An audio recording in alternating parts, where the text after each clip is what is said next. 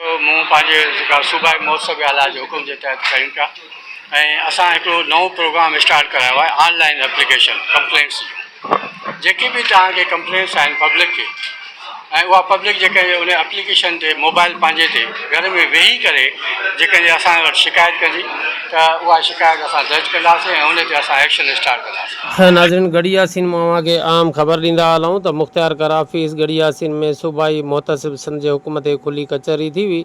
शहरनि जूं शिकायतूं ॿुधियूं वयूं। गढ़ी यासीन मां ख़बर पिया ॾियूं त सूबाई मुहतसिब आला सिंध जे हिदायतुनि ते रीजनल डायरेक्टर सूबाई मुहतसिब आला सिंध पारां मुख़्तियार कराफ़ीस गढ़ी यासीन में खुली कचहरी मुनक़िद कई वई, जंहिंमें मुख़्तलिफ़ इलाइक़नि मां आयल शहरनि वॾे अंग में शिरकत करे सरकारी खातनि बाबति पंहिंजूं शिकायतूं ऐं मसइला पेश कया। खुली कचहरी दौरान शहरनि रेवेन्यू म्यूनिसिपल सिहत तालीम बिजली पाणीअ जी फ़राहमी ऐं ॿियनि अवामी ख़िदमतुनि सां लाॻापियल मसइला उजागर कया।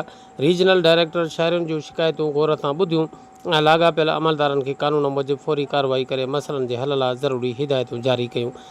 उन मौक़े ते रीजनल डायरेक्टर चयो त सूबाई मुहतसिब आला सिंध जो इदारो अवाम खे सरकारी इदारनि ख़िलाफ़ शिकायतुनि जे इज़ाले लाइ मुफ़्त ऐं तेज़ इंसाफ़ फ़राहम करे रहियो आहे।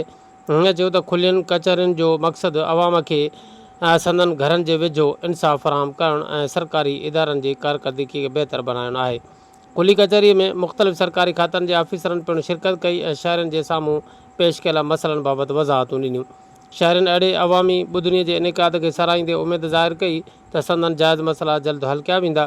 आख़िर में शहरनि खे सूबाई मुहतसिब आला सिंध जे दायरे अख़्तियार शिकायत दाख़िल कराइण जे तरीक़ेकार ऐं अवामी हक़नि बाबति आगाही पिणु फ़राहम कई वई। मूं पंहिंजे जेका सूबाई महोत्सव आला जो हुकुम जे तहत कयूं पिया ऐं असां हिकिड़ो नओं प्रोग्राम स्टार्ट करायो आहे ऑनलाइन एप्लीकेशन कंप्लेंट्स जूं जेके बि तव्हांखे कंप्लेंट्स आहिनि पब्लिक खे ऐं उहा पब्लिक जेके उन एप्लीकेशन ते मोबाइल पंहिंजे ते घर में वेही करे जेके असां वटि शिकायत कंदी त उहा शिकायत असां दर्ज कंदासीं ऐं उन ते असां एक्शन स्टार्ट कंदासीं। पोइ मुंहिंजी ख़ासि तौर ते पब्लिक खे इहा ई जेका गुज़ारिश आहे त हाणे ऑफिसनि जा चकर कटण जे बजाए तव्हां असांखे मोबाइल एप्लीकेशन ते पंहिंजी कंप्लेंट ॾियो। तव्हांजी सहूलियत जे ख़ातिर असां तव्हांजो एप्लीकेशन ॾिसंदासीं ऐं रिपोर्ट वठी जेको कानून जे मुताबिक़ फ़ैसिलो हूंदो उहो फ़ैसिलो करे वरी असां तव्हां ॾे ई मोकिलींदासीं ऐं उहा ई फ़ैसिलो जेके उन अमलदार में नथो थिए असां उन एजेंसी खे मोकिलींदासीं ऐं कंप्लेनर खे मोकिलींदासीं। नथो थिए त असांखे तव्हां वरी मैसेज कयो त तव्हांजे ऑर्डर ते अञा अमलदार में न थियो आहे, असां उहो पाण ई चुका थो